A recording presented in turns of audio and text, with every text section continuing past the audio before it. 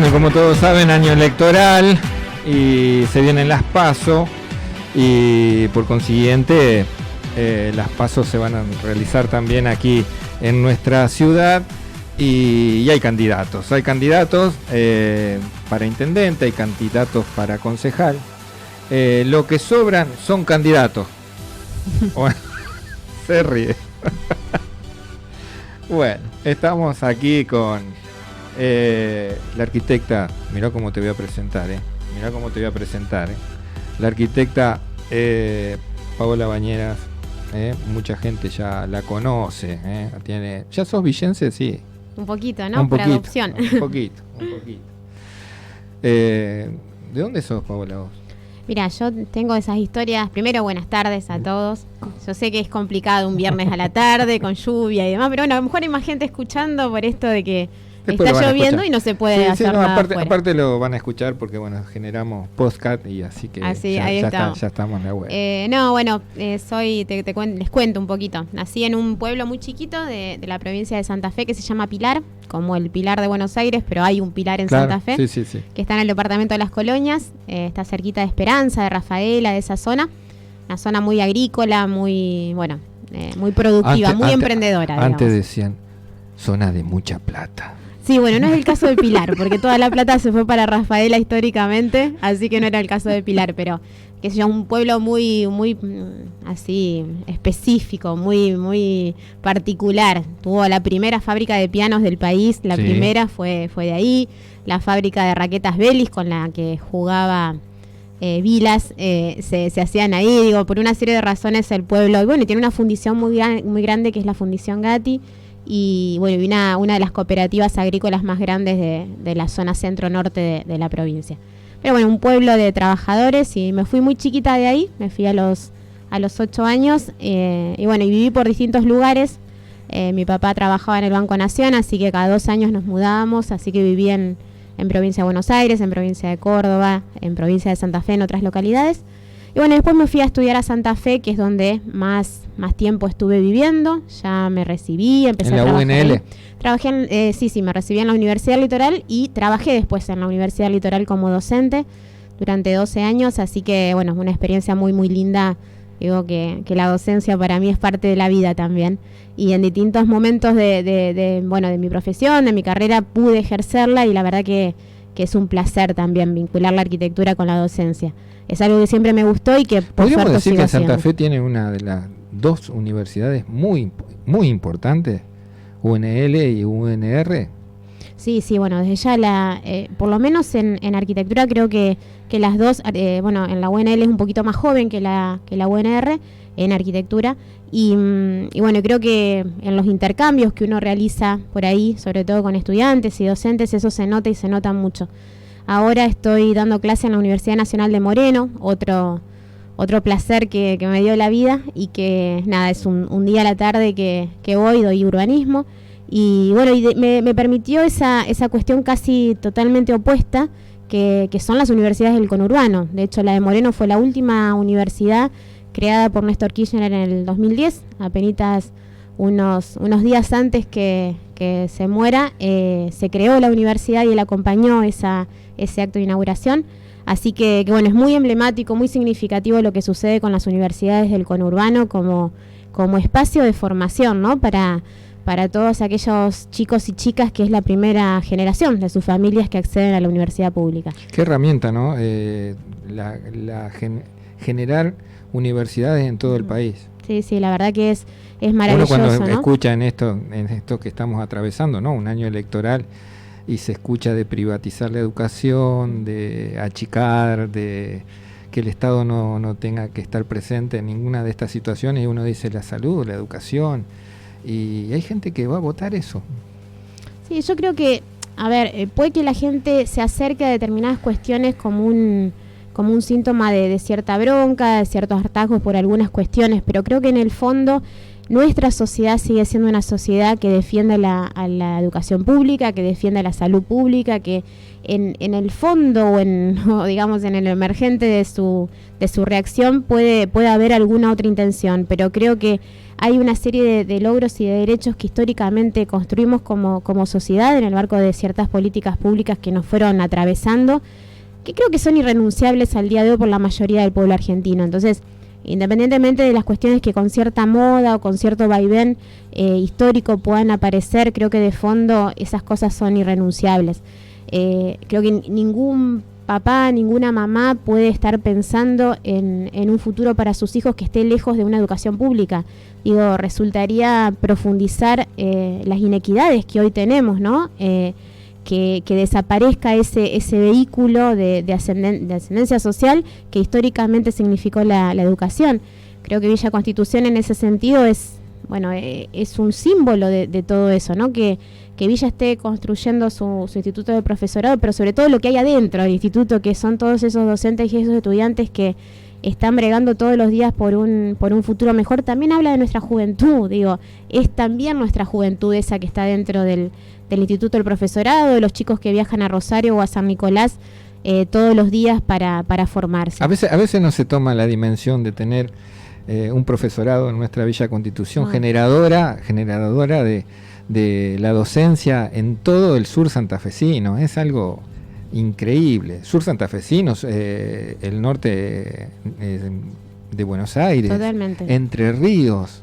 Totalmente. A veces creo que es algo que pasa desapercibido.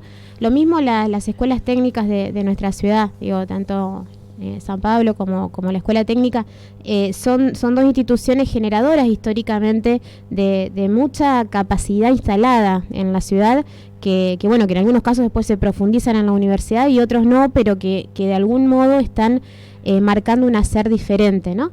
Y que claramente sería importante también que esa educación se pueda diversificar hacia otros espacios y hacia otras líneas, porque cuando hablamos de producción industrial en Villa todos estamos de acuerdo, pero también siempre estamos planteando la diversificación productiva y creo que ahí hay un aliciente fuerte que se puede hacer desde la educación, multiplicando estrategias justamente de abordaje, y el hecho de tener un nuevo edificio del Instituto del Profesorado creo que va a significar en algún momento también replantear o proponer nuevas carreras o nuevas terminalidades que puedan hacerse presentes en la ciudad y que también contribuyan a nuevos esquemas productivos, económicos en la misma, ¿no? No sé, que hace muchos años, un día lo debatíamos con algunos ex concejales, algún que otro político o referente de la política y de la ciudad, y me habían escuchado que yo había dicho que yo soñaba con que tener una ciudad donde se pueda tener un hospital de agudos y una facultad generadora de recursos de todo tipo, ¿no? A ver, uno sabe la cantidad de chicos que van a Rosario a estudiar, y ¿por qué no tenerlos acá? Es mucho pedir, porque me hablaban como diciendo, no, pero viste, yo creo que no, porque Villa con el hospital de agudos me dijeron no. No, a ver, si lo pensamos al revés y pensamos el rol que tuvo el Hospital de Villa Constitución en plena pandemia, no solamente para los habitantes de Villa, sino para gente de todo el departamento, o incluso en algún momento también recibiendo población de Rosario que estaba explotado el sistema en ese contexto, claramente está hablando de una situación estratégica de Villa Constitución en ese sentido. De hecho, Villa es el único lugar que tiene maternidad, el hospital es el único lugar que tiene maternidad en todo el departamento. Digamos, hay una serie de cuestiones que necesitamos, por supuesto, acrecentar, y que esto tenga una jerarquía hospitalaria diferente. ¿Por qué no pensarlo en ese sentido?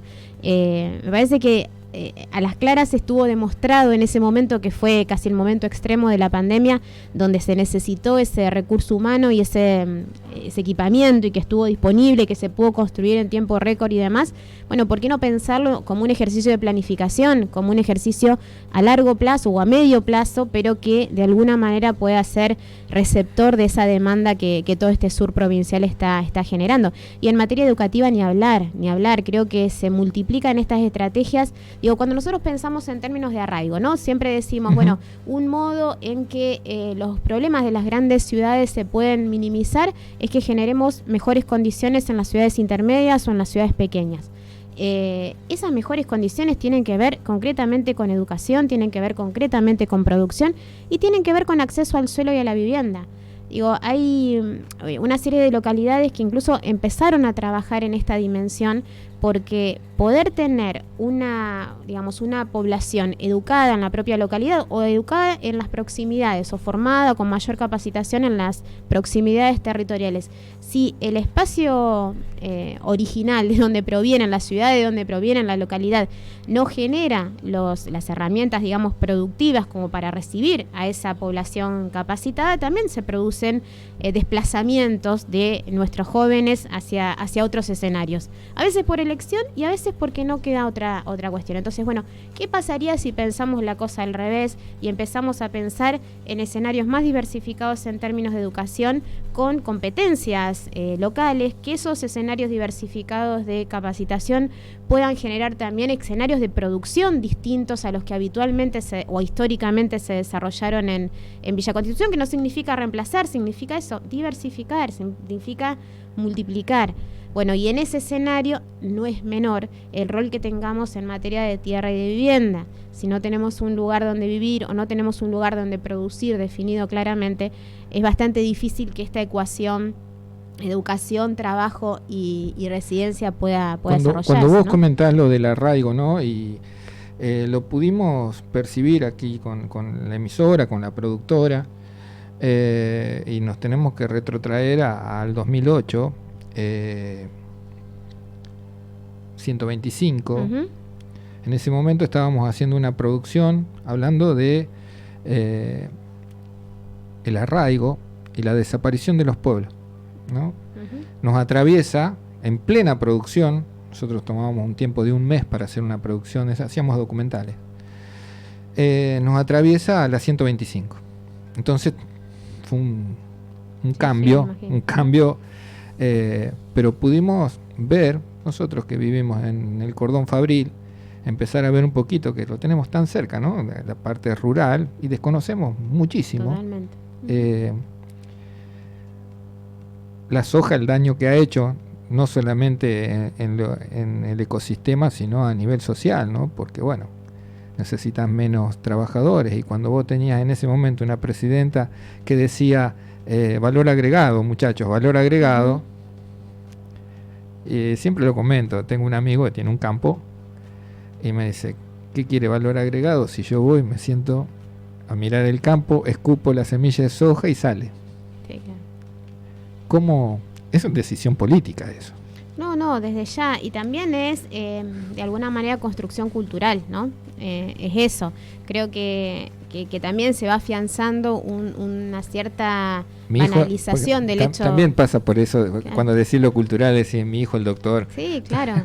Entonces, en ese contexto, probablemente también nos tenemos que preguntar como adultos qué cosa estamos transmitiendo a esas generaciones jóvenes a la hora de generar ese valor agregado o generar recursos para nuestra localidad. ¿Qué significa esto?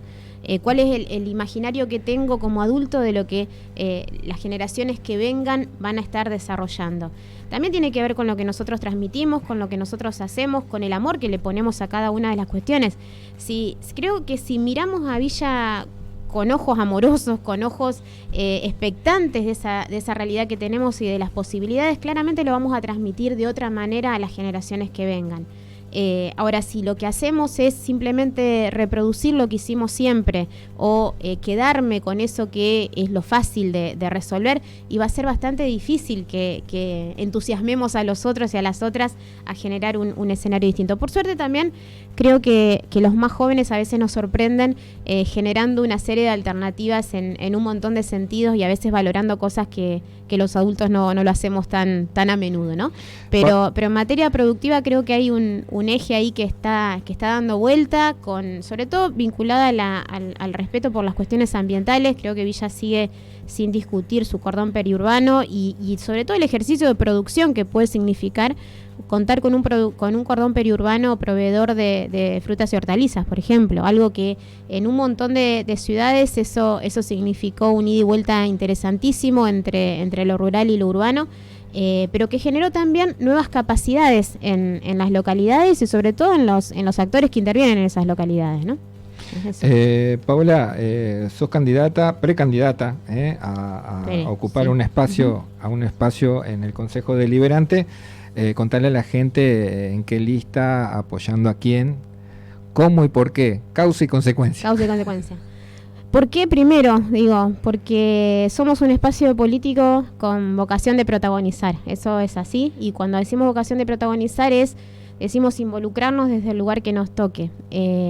En general en las elecciones, bueno, excepto en la elección de medio término anterior, donde se postuló Hugo Burgués desde nuestro espacio, en general todas las otras elecciones siempre fuimos acompañando y no protagonizando en el ámbito local, sí en el ámbito provincial y sí en el ámbito nacional, por supuesto, y a su vez trabajando fuertemente para cada uno de esos espacios que integramos. Digamos, nuestro espacio original, el Frente de Todos, es un espacio que aglutina distintas agrupaciones políticas con distintos pensamientos. Nosotros concretamente estamos en el espacio de la Corriente Nacional de la Militancia, que en Nación, digamos, o en el epicentro nacional conduce nuestro compañero Agustín Rossi, el actual jefe de gabinete de la Nación, y que en el plano provincial está llevando como candidato a Leandro Busato a la gobernación, que de alguna manera está plasmando, y también como diputados a Norma López, actual concejala de Rosario, y secundado por Facundo Olivera, por María Bonani, por Hugo Burgués,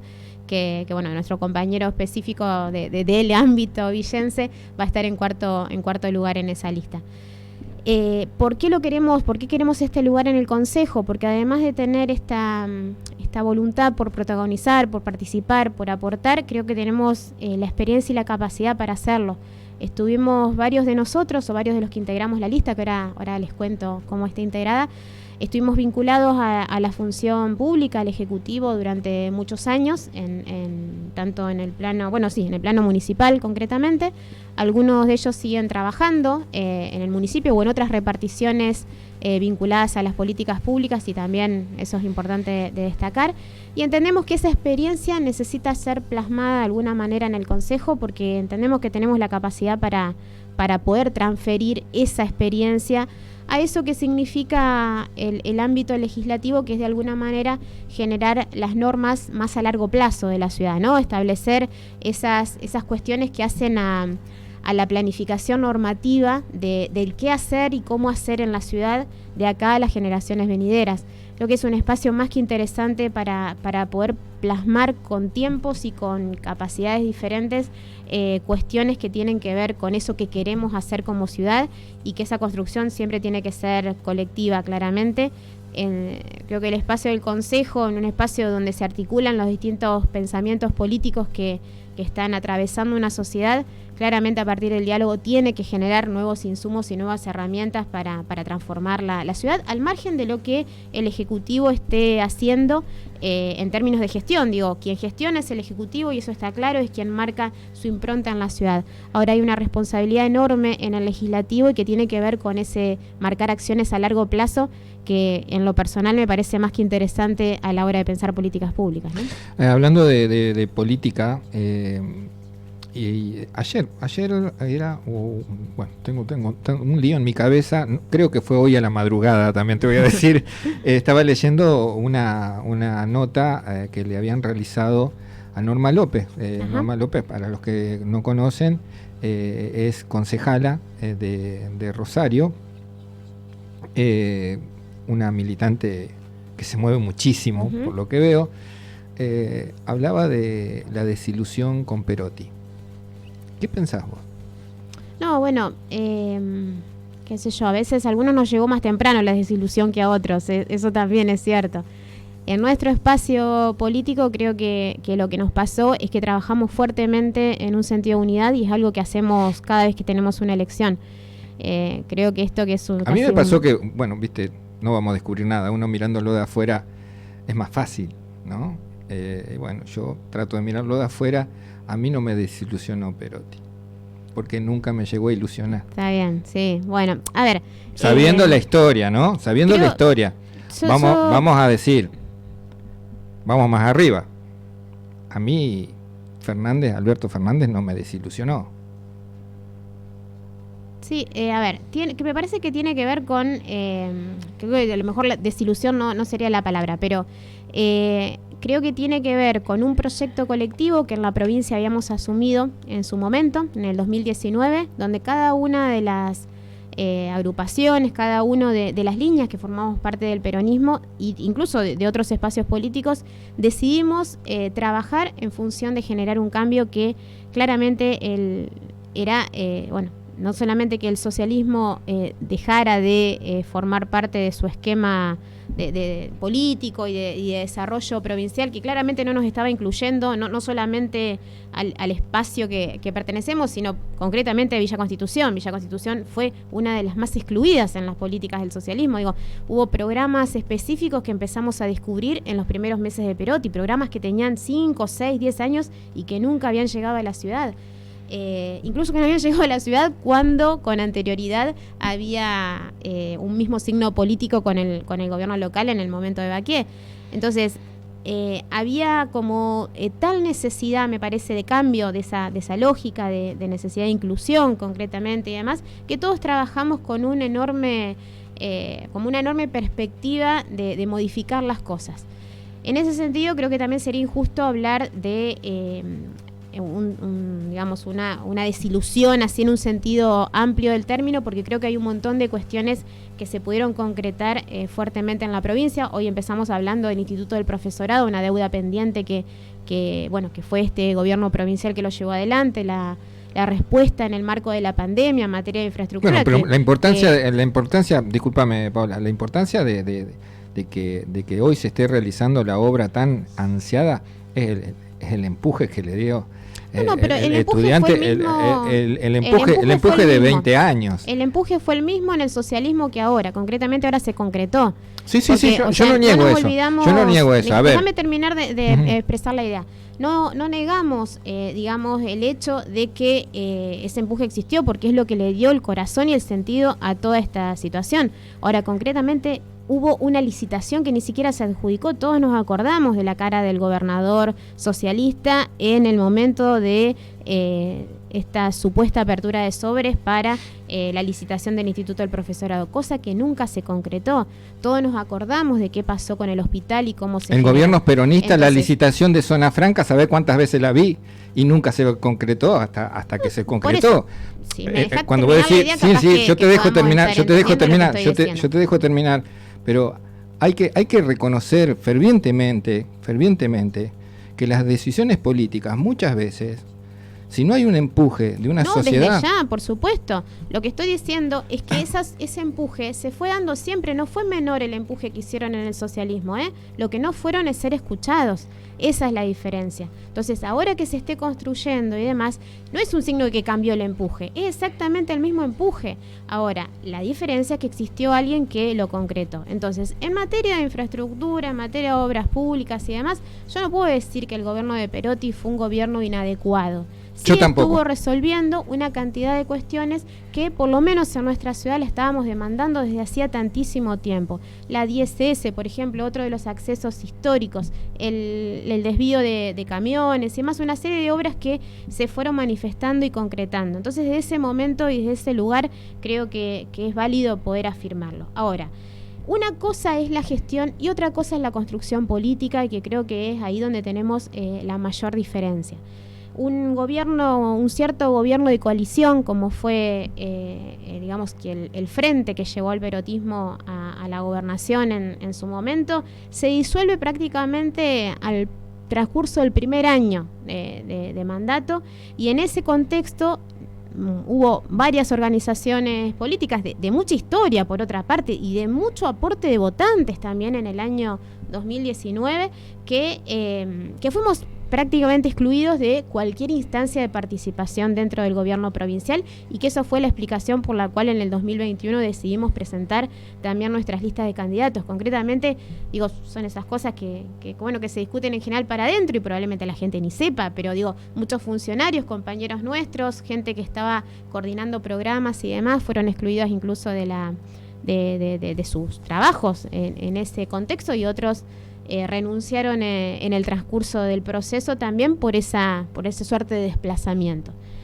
¿Qué decimos nosotros? Que fuimos acompañando cada uno de esos procesos y que todas aquellas cosas que incluso al día de hoy podían significar generar un diálogo con cada uno de los funcionarios para resolver cuestiones que Villa necesitara, lo seguimos haciendo. ¿Formamos parte del gobierno? No. Ahora, en este contexto también creo que es válido decir que es un gobierno totalmente diferente al que fueron los últimos gobiernos del socialismo en la provincia, y claramente eso está evidenciado cuando el socialismo no le tembló el pulso al sumarse a un frente de frentes con la derecha. Digamos, en ese contexto está claro dónde está parado cada uno de los espacios políticos, cada uno tendrá su idea en relación a eso, pero en términos concretos y generales, esas banderas por las que el peronismo bregó durante toda su historia son las mismas banderas que hoy seguimos levantando. Creo que lo que tenemos es que cada una de las agrupaciones políticas por ahí piensa los objetivos o el cómo llevar adelante esos procesos de modo diferente, y eso se evidencia también en una situación muy fragmentada que está manifestando el peronismo al día de hoy, que incluye 4 candidatos a gobernadores en un contexto donde tal vez en otro momento nos hubiésemos unido para hacerlo. Tal vez el hecho de que existan 4 es uno de los indicadores que hace que pensemos o repensemos internamente como espacio político también que esto de la unidad a todo precio no fue la estrategia válida. Y por eso ahí también reivindicar el espacio de las PASO, ¿no? El hecho de contar con un espacio donde todos podamos estar expresándonos y a partir de ahí sí acompañar por supuesto a quien gane, que eso también es indudable que lo vamos a estar haciendo siempre. Me parece que es un elemento que tenemos, un instrumento que tenemos desde el ejercicio político para hacerlo, y lo mismo se aplica en el plano nacional, y lo mismo también se aplica en el plano local. En el caso de nuestro espacio político hay 3 listas a concejales y en ese sentido, por lo menos desde el nuestro, tenemos muy en claro quién pierde acompaña y quien gana conduce.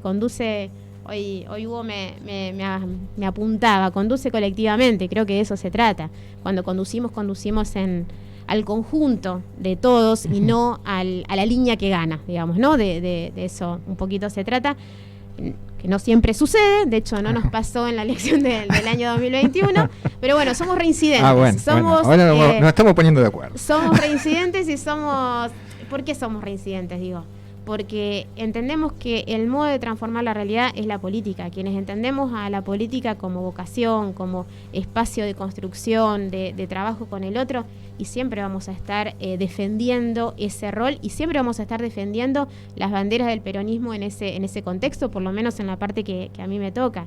Yo quiero un país y quiero una provincia donde la educación pública siga presente, donde nadie discuta el aguinaldo, las vacaciones. O sea, ahí está el delirio de cosas que están apareciendo últimamente que parece que hablamos de, objetivos así desencajados o desencontrados. Estamos hablando de cosas concretas y reales que le permiten a la gente mejorar su vida. No podemos pensar siquiera en la posibilidad de que alguien desarme la educación pública o la salud pública. No, tenemos que bregar para que esto sea cada vez mejor y para que esto crezca cada vez más, como hoy vos estabas planteando en relación a esto, ¿no? Si no lo pensara así, estaría en mi casa, digo. ¿Por qué vos crees en términos propositivos? ¿Por qué vos crees que hay candidatos que tiran así, son dardos, ¿no? Sí. Lo tiran y lo estudian, ¿no? Sí, totalmente. Me parece ¿Cómo le haces entender a la gente es muy difícil. Que esas frases, como para ahí tirado jocosamente, tienen una intencionalidad terrorífica? Ayer Cristina en su programa, en el programa en el que estuvo anoche, que creo que buena parte del país lo miró en función de los índices de audiencia y demás, estaba planteando de una situación como de eterna, ¿no? De esta intención de voto, y ese tercer paquete era el de la bronca, ¿no? Entonces a veces esa consigna creo que está apuntando definitivamente a esa persona. Mirá lo que pasó en Tierra del Fuego, bueno, Paola. Claro. Le contamos a la gente que en Tierra del Fuego el 20% de voto en blanco fue. Claro. Un montón. Un montón. Es enorme. Es enorme. En otro contexto, a veces el eslogan que vos estás diciendo, y además, o ese dardo que se tira así como para ver si alguien lo capta, es el voto que se genera, o sea, el efecto que se genera en función de esa bronca. Es decir, alguien lo agarra desde ese lugar. Creo que también no deja de ser saludable que en Tierra del Fuego ese 20% haya sido en blanco y no en función de atarse a esas consignas banales y vacías de contenido, o incluso casi que suenan como una cachetada a la propia historia política y de ejercicio de derechos que en Argentina logramos construir. Digo, me parece que no deja de ser un indicador de mirarlo desde el otro lugar, ¿no? Que no es tan fácil que nos comamos un buzón en ese sentido. Pero es difícil de desarmar cuando alguien está con angustia, que está con bronca, que la plata no te alcanza para llegar a fin de mes, que hay una serie de cuestiones que no podés resolver o no podemos resolver como individuos y como familias en términos generales. Ahora, me parece que también como políticos, digo, independientemente del espacio al que pertenezcamos, también tenemos una responsabilidad en función de generar esos instrumentos para que eso no sea así. Para que de algún modo eso que nos distingue como nación, incluso en el contexto latinoamericano, nosotros históricamente fuimos de avanzada en el ejercicio de un montón de derechos, en garantizar justamente esos derechos, y me parece que es eso lo que está en juego en la próxima elección en la nación. Y la verdad que yo confío en que nuestro pueblo lo pueda estar separando en términos concretos lo que me pasa a mí individualmente y lo que significa eso como construcción colectiva, ¿no? Paola, llegado el día de que tenés la oportunidad de ocupar, vos sos una ex funcionaria del municipio, conocés, tenés experiencia, no solamente acá, como educadora, has trabajado en muchos lugares donde todo hay una construcción, no solamente política, sino social. Sí. Considero que tenés un nivel como para ocupar un espacio interesante. Te voy a bajar un poquito el valor para pegarme una cachetada. No, mentira. Puedo ser irónico, sí. Pero no tengo eso. No, la verdad que siempre estuvo un espacio donde uno se siente muy bien. Ocupás una banca. Después de haber estado... Viste, vamos, para que la gente entienda. Después de estar del lado de la patronal, te vas para el otro lado y vos decís, bueno, yo tengo un aporte. ¿Cuál es tu aporte ocupando una banca en el Consejo Deliberante? Bueno, como te decía recién, me parece que el espacio del Consejo es el espacio para pensar a largo plazo, algo que en el Ejecutivo por lo general es muy difícil de hacer. En mi caso particular sí lo hice con el Plan de Ordenamiento Territorial, fue un laburo enorme y la verdad que es una deuda pendiente que yo hoy sigo sintiendo como algo que no pudimos terminar de gestionar o de generar. En principio porque el Consejo nunca lo trató y en segundo lugar porque tampoco desde el Ejecutivo se impulsó esa cuestión más allá de la presentación, digo, ¿no? Discutir la ciudad siempre significa elementos encontrados. Porque ¿Qué es lo que la obra... Vos estuviste detrás de muchas obras de aquí de la ciudad. ¿Qué es la obra que a vos dijiste, qué lástima que esta no llegué? Que decís, esta es la que yo... más cariño le tenía, vamos a ponerle ahí. No, más cariño, me parece que es al revés. Creo que fueron muchas las que desde mucho cariño fuimos concretando. Creo que tengo más en esa mochila de cosas generadas. Eso es lo que está bueno, lo que siento como bueno. Separo la cuestión de la planificación de la cuestión de la obra porque el pensar en términos de planificación significa pensar a largo plazo y es algo que me parece que es la deuda más grande que tenemos en Villa Constitución. La obra puede estar... La última vez que viniste acá al estudio hablamos de eso, claro, bueno, de la falta de planificación. Me parece que, bueno, pero en ese sentido sí generamos una propuesta que, repito, no se discutió y mi ánimo es poder estar discutiéndola, esa o cualquier otra propuesta, digo, porque pensar la planificación significa concretamente ponerse de acuerdo en ese futuro deseado para la ciudad. Es nada más ni nada menos que eso. Entonces, necesariamente está haciendo una mirada interactoral de distintos espacios políticos y de distintas cuestiones. Ahora, debe ser muy difícil eso. No, claro. Porque es como comprarte una casa y decir, bueno, vamos, y esto hay que mejorarlo y hay que hacerle reforma. Y hay cosas que no se pueden tocar. La ciudad hay un autor español que tiene un libro que se llama La ciudad como espacio del conflicto. Y es como un clásico para la gente que estudia el urbanismo. Y es un poquito eso. La ciudad como espacio del conflicto es eso. No podría existir ciudad si no existiera conflicto. ¿Por qué? Porque hay distintos actores que tienen intereses distintos sobre la misma ciudad, sobre el mismo espacio físico en el que se desarrollan esos actores.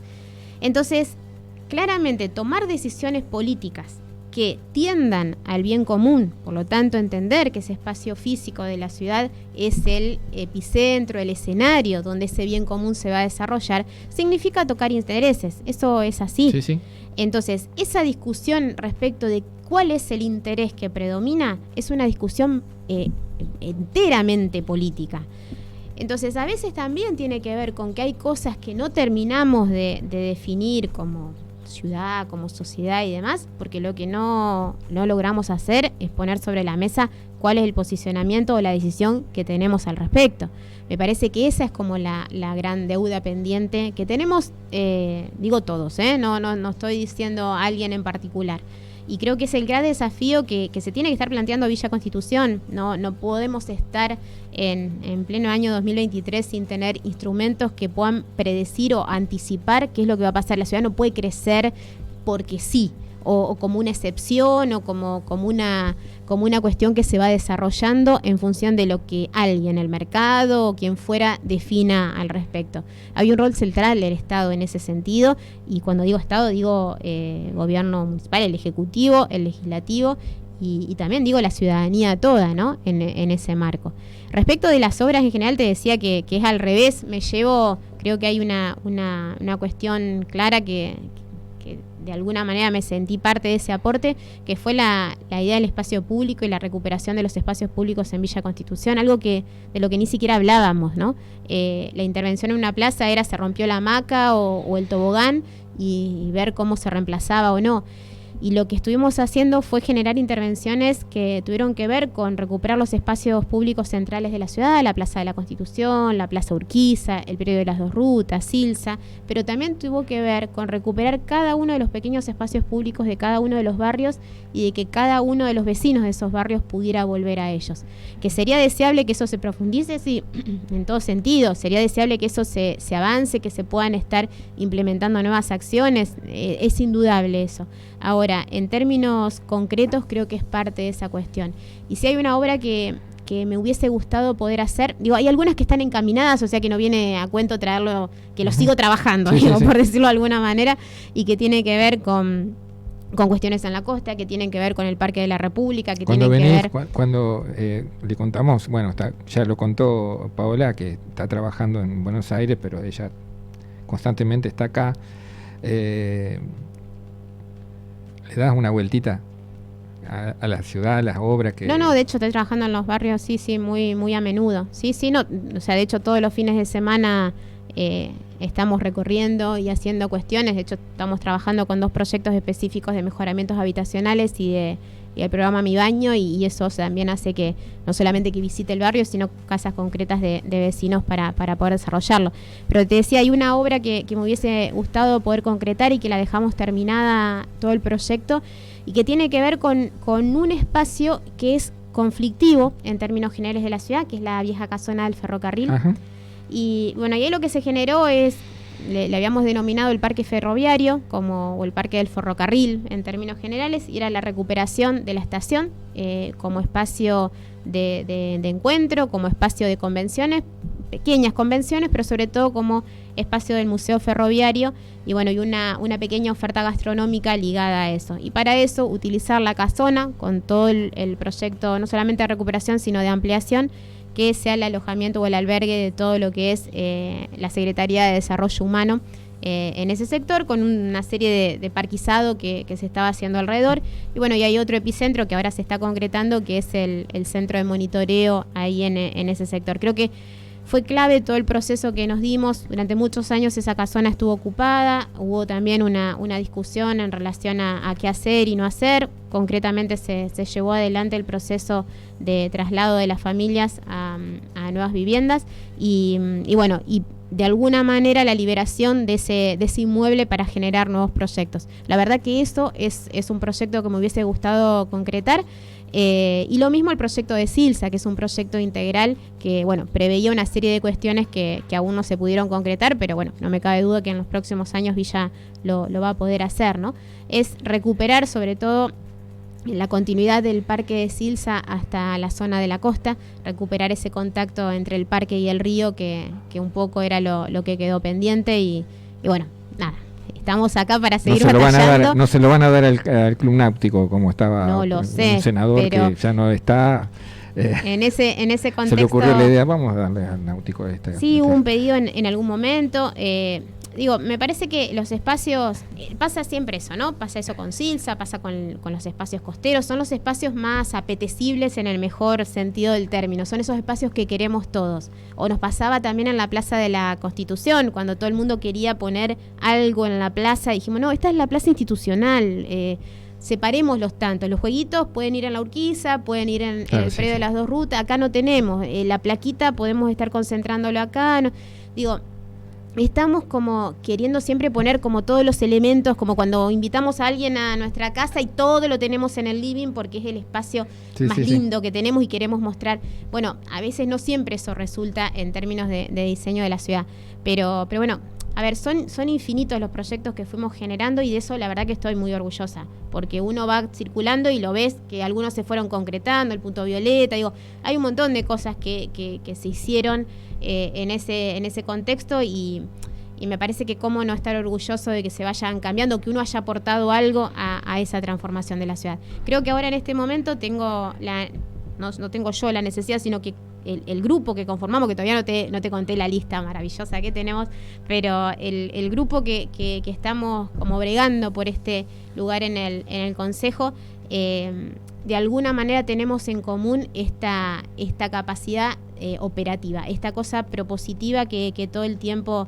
nos lleva adelante y que también en este casi un año, sí, ya de que me fui del municipio en lo particular, bueno, Sole se fue unos meses antes, seguimos trabajando en cada uno de los barrios. ¿Quiénes son los que te acompañan para ir cerrando? Para ir cerrando.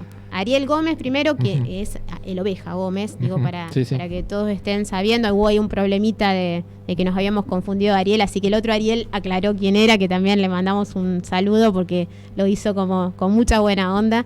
Tenemos homónimos en Villa. Pero bueno, es el Oveja que todo el mundo conoce, su trabajo en el ANSES, un militante de años del espacio del peronismo. Y bueno, es quien resuelve cuestiones, es quien resuelve problemas en ANSES. Creo que toda la gente que en algún momento se acercó también contó con su acompañamiento en distintas situaciones. Lo sigue después María Soledad Ojeda, que fue directora de Hábitat también en la secretaría que tuve a cargo, con quien, bueno, pudimos trabajar, la verdad que una cantidad de cuestiones más que importantes en materia de Hábitat, muchas de las cuales todavía ahora se siguen desarrollando. Y que bueno, eso... Para nosotros la Sole Ojeda, parte de acá de FMCB, claro, estuvo un tiempo... Estuvo trabajando acá haciendo su programa. Artífice fundamental, sí. Bueno, en algún momento habrá que retomar ese rol.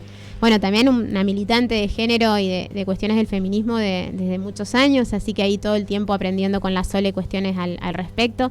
Después Juan Verón, Juan y Milagro Caminos, que son como los más chiquitos en términos de edad de la lista, pero son los más grandes en términos de impulsos y de ganas.